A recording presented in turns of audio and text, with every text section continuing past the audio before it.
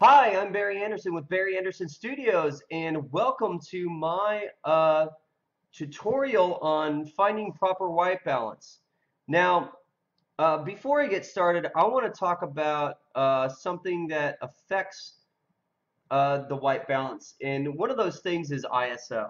The higher the ISO, the significance and drop of the colors that are recorded. And why am I mentioning this? Well, if you look at certain pictures that I take, you'll find that certain colors tend to blob together. And this is something that happens regardless of what ISO you use, but the higher the ISO, it affects it more. This is a perfect example of what I'm talking about. I'll let it load. Now, notice how the magenta and the red, and usually the magenta and the red are coupled together. Notice how the detail is kind of shoddy on this bra here. And you can see some of it in the underwear here. Not as much as on the bra here. And even if you have proper white balance, some of these colors can blend together because one, the ISO, two, the exposure, and like I said, it doesn't matter what camera you use. As you increase ISO, the quality of colors are going to decrease. And notice how I just killed the saturation on the red, and it's still got this color to it, so it's not completely gray, which means there's another color in it. Actually, if you look at the magenta, if you kill the magenta a little bit, look at this. Oh, oh, I guess this is more red. Okay, never mind. Uh, you can see on the back here, there's a little bit of change because there's magenta shining on the back there. But let's go back to the red. Notice how this red's kind of blobby. In print, you'll notice that this stitching material right here and this blobbiness of the red will show. So let's go back to original, which is closer to like 0, right? And what I usually do is I decrease the saturation, but I still like that color. So what I'll do is I'll kill the luminance a little bit, usually about half of what the saturation I killed. So that looks a lot better, and that's pretty darn close, you know. If I wanted to affect a certain area, I would do that. But since that doesn't affect her skin tones in any way, I'm okay with just adjusting that color. But let's go back to the issue of white balance. Okay, there's several sources that you can go for proper white balance. And one of the ways to get a consistent white balance is to just in camera chimp a little bit, look on the back of your screen, test out and see what looks pretty darn close from the back of your screen on your camera of what a proper white balance would be and stick with it. If you do this versus actually using auto white balance, what you can do is you can batch process. In other words, you have the very, and this depends on the single light source too. Say I wanted to use this single light source that was coming overhead from these LED lights as a white balance, and a lot of the pictures actually had that, then I would use that as a indicator of white balance. Now, notice that I used the teeth as an indicator of white balance. That came out pretty poor because, as you can see, it turned a little bit bluish. So what I'm going to do is go a little bit yellowish, just a hair. And let's see if the magenta is increasing the yep, sorry. See if increasing the magentas gets rid of those greens a little bit. Yeah, see those greens that are coming up in her hair? You want to get it to like close to neutral. Neutral would be like right there. That looks neutral. Look at that. That's a proper white balance. But notice most of the time that teeth are not perfectly white. They're usually a tinge of yellow or a tinge of green. It's this ivory color. It's not really a whatchamacallit. It's usually not a it's usually not a perfect white unless somebody goes out there and bleaches them. So notice that the wings are a little bit colorless. So I'll just bump that color back in just to give it that punch it had when before I change the saturation on the bra to bring back that detail.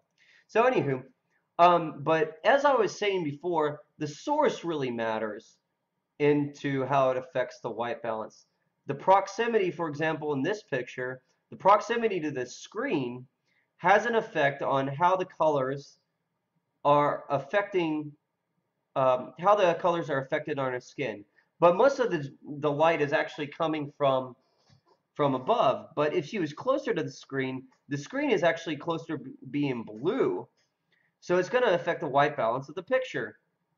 As you can see, I think it was this one. No, this one's actually pretty good, even though she's pretty close. Let's say you wanted to derive white balance off of, let's say, a black, let's say, a wing that's in a black, that black wing, right? There we go. Now, black is also a neutral color. You can white balance when you use the color picker tool for the white balance. You can use white, black, or gray. It doesn't just have to be white. As you notice, some of these wingtips, the color looks a little bit off, especially on these edges here. I think the color on the edges is actually coming from the back of the screen. In other words, it's not coming from the source light from above. I've corrected this pretty good, but let's just say for argument's sake that I wanted a proper white balance. I know that these feathers are probably not right here, these feathers, or even her hair, her dark hair, the source of light is actually coming from the light that's coming from above, not off the screen. You can see on the edges here, it might be coming off that screen. That's why it's a little bit bluish, kind of like this turquoise. And actually, the screen has kind of like a turquoise white balance. So let's just use the hair, for example, right? So I'm using the hair as an example of white balance, and look at how it's improved a little bit. Now you can actually see a separation between the hair and the feathers. The feathers actually might be dyed a different color. That can also have an effect on the white balance. And her hair is probably closer to a brown or a black than these dyed feathers are. So also keep that in mind. The dye of the material and so on can also have effect on the white balance and how balanced it actually looks. And that looks pretty good. You know, I've edited this a little bit. Let's see, let's get the clippings of the black down to almost the end, like right there, right when the yellow hits. And then let's get the white all the way down to nothing. So nothing is clipped. So now you have a print-worthy photo here, and it looks great. Maybe make a little bit, add a little bit of contrast, make it pop a little bit, add a little bit more darkness, add a little bit more clarity, like a 5 right there, and bam, that's pretty much finished. So as I was saying before, sources, another source of white balance could be off of somebody's little cam in the background. If so long, and again, so long as it's closer to the original source. Something like this area right here probably isn't the best because it's reflecting off that screen, the light off the screen. But the source light from the other light that's shining on the model herself is probably closer to there. And that looks pretty darn good. Look at her. She is amazing. She is a gypsy. But another source is, so long as it's reflected and not lit from below, you can use this material, or even her little nails. I see this a lot. There's usually a white nail cover from either fake nails or real nails, but those usually have a perfectly balanced white, even closer than, let's say, a person's teeth.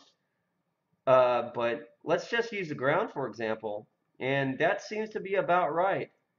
And look at that. I mean, her skin tones are gorgeous. Gorgeous. Look at that. Bam! Stunning. Amazing. And that's another thing you got to remember too, is some of this backlight from this screen right here might reflect up on this material. So you want it closer to the source light as possible if you're going to use that for white balance. Another thing that you can use if you get a really close-up shot is you can use the whites of the eyes for white balance. Now you also got to be careful because sometimes you'll have like a magenta, and you have to, and it's better to have a lot of eye instead of like something like this small. This is really small, a small sample for white, and I wouldn't use this. As you can see, it's a little bit more magenta because the eyes are clumped together. All that color is clumped together, and it's not a good source for white balance, at least in this picture. If you got a closer picture, it'd be okay. So those are various sources of white balance you can use. Some of these feathers, you got to be careful. Some of the feathers are actually a little bit yellow tinged, closer to say like a tooth color. So notice her teeth are a little bit, I think it's a little bit yellow, but this is proper white balance. This looks to be proper white balance. And of course, as the picture loads, because it takes a little bit of time. Ah, there we go. So I think this is a proper white balance. As again, that screen from the back has a little bit of a turquoise tinge. So you got to look out for that. But everything else in the front, I'm not concerned with the back of her head. I'm concerned with her body. Her body, that light that's shining on her body. So I would use like right here for a white balance maybe. Or even better, a lot of the material, like say right here, is probably a better source. And again, of course, I can use this tarp. And if, just if, again, the source of the light is consistent and it's the same source of light that's going on the subject, you can use somebody's cell phone. Look, it's a neutral gray. You can use gray, you can use black, and you can use white. So I can use that as a source of white balance. And there wasn't much change to the skin tones, so it means that I'm pretty spot on. Look at that. That's a beautiful photograph, and I would even kill the highlights just a hair. But look at her. She's an angel. Oh my God. So I'm trying to give you guys an idea of what you can use for a proper white balance and how to get a better picture and how to get the colors correct. And I hope this tutorial helped out in giving you ideas as to what you can use for a proper white balance. I'm Barry Anderson with Barry Anderson Studios. Congratulations to all the ladies that made it to the Miss Twin Peaks 2015 pageant. You know, you are special. You guys made it there. You were selected from every store. You were the one from every store that got selected to make it to that competition. So, again, congratulations, ladies, and peace out. Y'all take care.